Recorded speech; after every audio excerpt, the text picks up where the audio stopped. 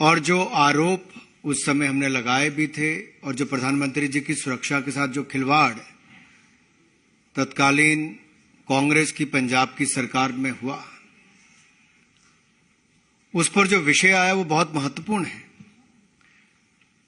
उपचारी उपाय क्या हो, सेफगार्ड्स कैसे रखे जाएं, रक्षा कैसे की जाए, उसको लेकर भी जहां एक और सुप्रीम कोर्ट ने टिप्पणी की है,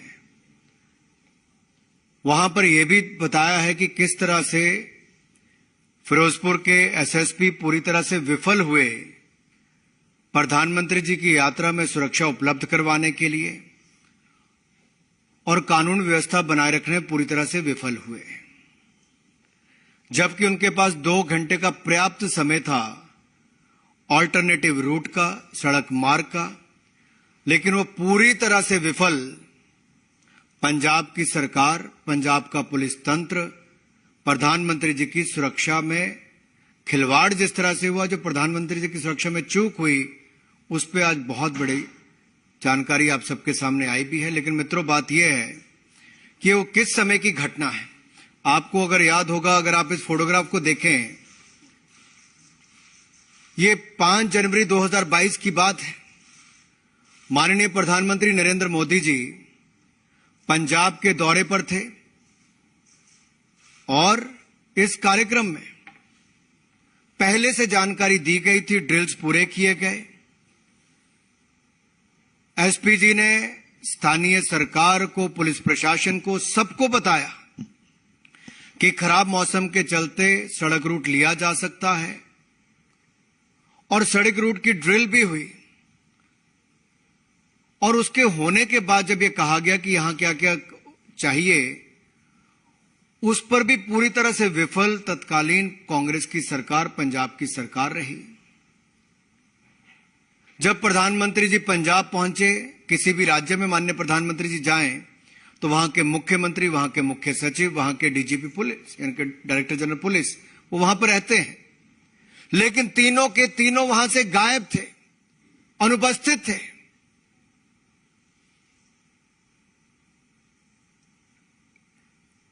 कारण क्या था? मुख्यमंत्री, मुख्य सचिव, डीजीपी का ना होना। ये किसका षड्यंत्र था? कौन इनके पीछे थे? क्योंकि केवल यहीं तक नहीं रुके। जब प्रधानमंत्री जी का काफिला इंतजार करने के बाद डीजीपी पंजाब के पूरे कहने के बाद कि रूट सुरक्षित भी है, सैनिटाइज्ड भी है, ये आने के बाद, जानकारी आने के बाद एसपी जी ने चलने के लिए कहा, तब भी मुख्यमंत्री, मुख्य सचिव और डीजीपी गायब थे। उनकी गाड़ियां थी लेकिन वो नहीं थे। प्रधानमंत्री जी को अकेला पंजाब में छोड़ दिया। और जिस पुल पे जाकर वो उनका काफिला रुका, उससे मात्र 100 मीटर की दूरी पर आंदोलनकारी, आप कल्पना कीजिए भारत के प्रधानमंत्री पुल पर हो, 10 किलोमीटर की दूरी पर पाकिस्तान का बॉर्डर हो, जहां पे तोप की आप रेंज में हो, स्नाइपर्स की रेंज में हो सकते हो, वहां से गोली बारूद चल, कुछ भी हो सकता था। और पंजाब पुलिस मूक दर्शक बनकर 20 मिनट तक खड़ी रही। पंजाब के मुख्यमंत्री फोन पर भी उपलब्ध नहीं थे, ना व्यक्तिगत तौर पर थे। एसएसपी ने हाथ खड़े कर दिए थे। आखिरकार ये रूट किसने बताया था आंदोलनकारियों को? रूट पर कैसे आए? मात्र 100 मीटर की दूरी पर आंदोलनकारियों ने कैसे घेरा बना लिया? कुछ भी हो सकता था। लेकिन पंजाब के उस समय के मुख्यमंत्री, कांग्रेस के नेता ये कहते 20 मिनट ही तो थे। अरे 2 मिनट भी बहुत होते हैं कुछ भी होने के लिए। इस देश ने बहुत बड़े बड़े नेताओं को, चाहे प्रधानमंत्री हो, पूर्व प्रधानमंत्री हो, पूर्व मुख्यमंत्री हो या बड़े नेता हो, बहुत को खोया है। सुरक्षा व्यवस्था के साथ खिलवाड़ के कारण खोया है। ऐसी स्थिति क्यों पैदा की गई? महत्वपूर्ण लोग घटनास्थल से गायब क्यों थे? यह सवाल बार बार उठता है। और यही नहीं, प्रदर्शनकारियों को प्रधानमंत्री के रूट के बारे में जानकारी किसने दी? और अगर ये सुरक्षित और सैनिटाइज रूट था तो आंदोलनकारी आए कैसे? एसएसपी किससे बार बार फोन पर बात कर रहे थे, किसके निर्देश ले रहे थे?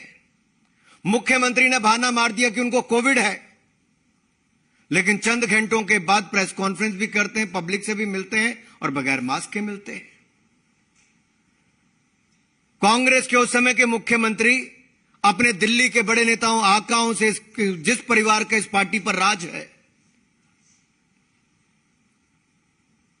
उस पार्टी के नेताओं को बार बार जानकारी देते हैं कि सुरक्षा में ये हुआ ये हुआ। तो ये जो उन्होंने कहा कि ये सुनियोजित, वो उन्होंने तो कहा स्वाभाविक था। क्या कहा उन्होंने? मुख्यमंत्री चन्नी ने उस समय कहा यह कुदरती थी। सुरक्षा भंग होना कहते कुदरती था, स्वाभाविक था। यह स्वाभाविक नहीं, सुनियोजित था। यह षड्यंत्र किसका था? क्या चाहते थे इस घटना से वो? पंजाब में जहां सिटिक मुख्यमंत्री की हत्या हो चुकी हो, पहले इस देश में कई प्रधानमंत्री, पूर्व प्रधानमंत्रियों की हत्या हो चुकी हो, उस समय खिलवाड़ी किसके कहने पर हुआ? और इससे शर्मनाक बात क्या होगी कि बार बार चन्नी जी ने ऐसे बयान दिए। मैं तो यही कहूंगा कांग्रेस के नेताओं से कि आप चुनावों में ना घेर पाओ, संसद में ना घेर पाओ, सवालों में ना घेर पाओ, तो प्रधानमंत्री की सुरक्षा के साथ खिलवाड़ करो। सवाल यह उठता है कि नौकरशाह, ये पुलिस अधिकारी किसके इशारे पर ये खेल खेल रहे थे और सुरक्षा के साथ खिलवाड़ कर रहे थे, और प्रधानमंत्री जी की सुरक्षा के साथ हिला हवाली कर रहे थे, लीपा पोती कर रहे थे। किसके कहने पर कर रहे थे? सीएम चन्नी बार बार झूठ बोल रहे थे। ये किसकी ओर इशारा करता है? किस परिवार और किस पार्टी के नेता को वो रिपोर्टिंग बार बार कर रहे थे? सीएम की भाषा में इतना घमंड, इतना झलझलापन, ये अपने आप में दिखाता है कि अपने आप नहीं, अपने आकाओं के इशारे पर काम कर रहे थे। ये कहना 20 मिनट रुके, कुछ हुआ तो नहीं, कितनी गैर जिम्मेदाराना स्टेटमेंट है। इससे तो यही पता चलता है कांग्रेस का हाथ देश विरोधियों के साथ। यही नहीं रुके, अभी प्रधानमंत्री जी का तेलंगाना का दौरा था, उस समय भी प्रधानमंत्री जी के हेलीकॉप्टर आने से ठीक पहले उसी समय पर इतने बड़े बड़े काले गुब्बारे छोड़ दिए। यह भी एक बहुत बड़ी सुरक्षा के साथ खिलवाड़ का मामला था। लेकिन मित्रों, जैसा शास्त्रों में लिखा है हमारे, जो धर्म की रक्षा करता है, धर्म उसकी रक्षा करता है। लेकिन यहां पर सवाल तो यह खड़ा होता है कि तत्कालीन कांग्रेस सरकार ने ऐसा कैसे होने दिया, किसके इशारे पर होने दिया, और ये रूट कैसे पता चला, सुरक्षा में चूक क्यों हुई? इसका जवाब कांग्रेस को देना ही होगा। कौन इनके वो आका दिल्ली में है, कौन वो नेता है जो उस समय के मुख्यमंत्री को निर्देश दे रहे थे? ये पूरी स्क्रिप्ट दिल्ली में किस जगह पर कांग्रेस के लिखी गई और उसको लागू पंजाब के मुख्यमंत्री ने डीजीपी के माध्यम से एसएसपी पर किया। कोर्ट ने इस पर अपनी टिप्पणी बड़ी गंभीर भी की है। भविष्य में प्रधानमंत्री की सुरक्षा के साथ खिलवाड़ ना हो, उसके भी इसमें कहा है, उस पर क्या क्या करना चाहिए, उपचारी उपाय क्या हो, सेफगार्ड्स क्या लिए जाएं, उस सब की बात भी कही है। लेकिन आज सवाल यह खड़ा होता है कि कांग्रेस ने देश के 130 करोड़ की जनता के पूर्ण बहुमत से चुने हुए दुनिया के सबसे लोकप्रिय नेता की सुरक्षा में खिलवाड़ क्यों होने दिया? ये सुनियोजित क्यों था और ये षड्यंत्र किसने रचा? ये कई सवाल अब आप सबके सामने आते हैं। क्या आपका इशारा सीधे सीधे कांग्रेस आलाकमान की तरफ है? उसके इशारे पर इस तरह से सुरक्षा में बड़ी चूक हुई है, पंजाब सरकार ने इसको अंजाम दिया। देखिए, प्रधानमंत्री की सुरक्षा में गंभीर चूक राष्ट्र के लिए गंभीर परिणामों के साथ साथ एक भयावह स्थिति भी उत्पन्न कर सकती थी। क्या कांग्रेस ये चाहती थी? तो किसके इशारे पर चाहती थी? कांग्रेस में कोई और नहीं, एक परिवार की ही पार्टी है, उसके इशारे पर ही चलती है। चन्नी जी बताएं, क्या यह इशारा वहीं से आ रहा था जहां पर रिपोर्टिंग सुरक्षा चूक की उस दिन की जा रही थी? मीडिया के मित्र अपने पूरा रिकॉर्ड पुराना खंगालें। प्रधानमंत्री जी कैसे पुल पर खड़े थे, चन्नी जी कैसे गायब थे, चन्नी जी किसको रिपोर्ट कर रहे थे। उन्होंने स्वयं कहा कि मैं कांग्रेस के इस परिवार के इस नेता को रिपोर्ट कर रहा था। तो यह पूरी स्क्रिप्ट प्रधानमंत्री की सुरक्षा की चूक की किसने लिखी, किसने लागू की? अब यह सवाल देश के सामने खड़ा होता है। विधानसभा चुनाव में फायदा लेने के लिए और किसानों की सिंपैथी लेने के लिए कांग्रेस की तरफ से ये प्लान किया गया था। ये सवाल देश के सामने है। मैं चाहता हूं कांग्रेस के लोग इसका उत्तर दें। इससे क्या पाना चाहते थे? 10 किलोमीटर की दूरी पर पंजाब का बॉर्डर, हजारों आंदोलनकारी सड़क पर 100 मीटर की दूरी पर, पंजाब पुलिस सीन से गायब हो, मुख्यमंत्री फोन पर ना हो, डीजीपी ने जो सैनिटाइज और सुरक्षित रूट की बात कही वहां पर उड़दम मच गया हो, प्रधानमंत्री की सुरक्षा में एक चूक हुई हो, बहुत बड़ी चूक। उस और इशारा करता है कि क्या राजनीतिक लाभ के लिए देश विरोधियों के हाथ में प्रधानमंत्री की सुरक्षा को लेकर इस स्तर तक गिरने का काम हुआ है। इतना नीचे गिर गए राजनीति में कि 130 करोड़ की जनता के द्वारा चुने हुए प्रधानमंत्री की सुरक्षा में आप चूक कर देते हैं। वहां पर इस तरह की घटना घट सकती है, जहां पर कांग्रेस है वो अपनी आगाह की सरहद पर इस तरह की सुरक्षा भी कर सकते हैं, आपको आशंका है? देखिए, एसपीजी एक्ट के अनुसार अगर आप देखेंगे, स्पेशल प्रोटेक्शन ग्रुप एक्ट के अनुसार, तो उसके अनुसार भी राज्य के जो अधिकारी, जो अथॉरिटीज हैं, उसने इसका उल्लंघन किया है।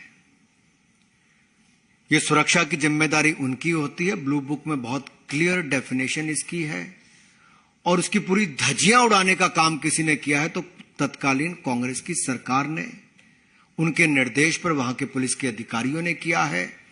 आखिरकार ये स्पेशल प्रोटेक्शन ग्रुप एक्ट जो है, ये देश की प्रधानमंत्री की सुरक्षा के लिए, वीवीआईपी की सुरक्षा के लिए है, और इसके अनुसार ही राज्यों को अपनी सुरक्षा देनी होती है।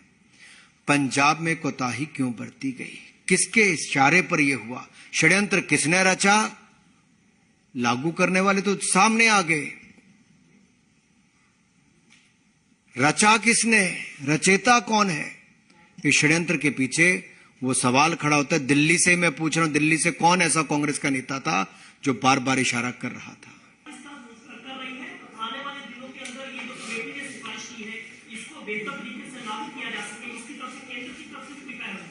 देखिए, बहुत सेट फॉर्मेट है एसपीजी एक्ट के अनुसार, और बाकी प्रोटोकॉल भी जो ब्लू बुक के अनुसार है।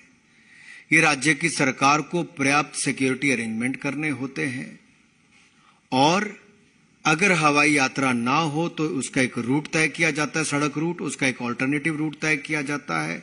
ऐसी स्थिति में कहां से निकला जाए, ये सब गिने चुने अधिकारियों तक पूरी प्लानिंग और पर्याप्त सिक्योरिटी फोर्स वहां पे लगाई जाती है। क्या पंजाब में पुलिस की कमी थी या प्रयासों की कमी थी? पंजाब पुलिस में कमी नहीं थी जी, सिक्योरिटी फोर्स थी, लेकिन लगाई नहीं गई थी। किसके इशारे पर नहीं लगाई गई थी? रूट किसके कहने पर लीक कर दिया गया? और कैसे 100 मीटर की दूरी पर आंदोलनकारी आकर घेर लेते हैं? पंजाब पुलिस के लोग चाय की चुस्की भरते हैं, आपके पास वीडियो से दिखाइए जी। एसपीजी को घेरा बनाकर प्रधानमंत्री की सुरक्षा करनी पड़ती है, जब मात्र 10 किलोमीटर की दूरी पर पंजाब का बॉर्डर है। वहां पर तोपें तैनात होंगी, कुछ और होगा। वो खिलवाड़ की स्थिति किसने खड़ी की देश के सामने? इसका जवाब कांग्रेस को देना ही होगा।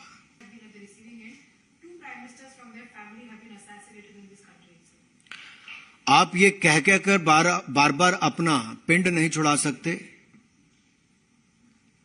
कांग्रेस की सरकार थी, मुख्यमंत्री सीन से गायब था, मुख्य सचिव सीन से गायब था, डीजीपी सीन से गायब था। क्यों नहीं थे तीनों? किसके इशारे पर नहीं थे? क्या उनको पता था कि उस दिन कुछ होने वाला है? तो उस काफिले में मत रहो जिसका घेरा आंदोलनकारी भी कर सकते हैं, और बॉर्डर जो 10 किलोमीटर दूर पाकिस्तान का है वहां से भी कुछ हो सकता है।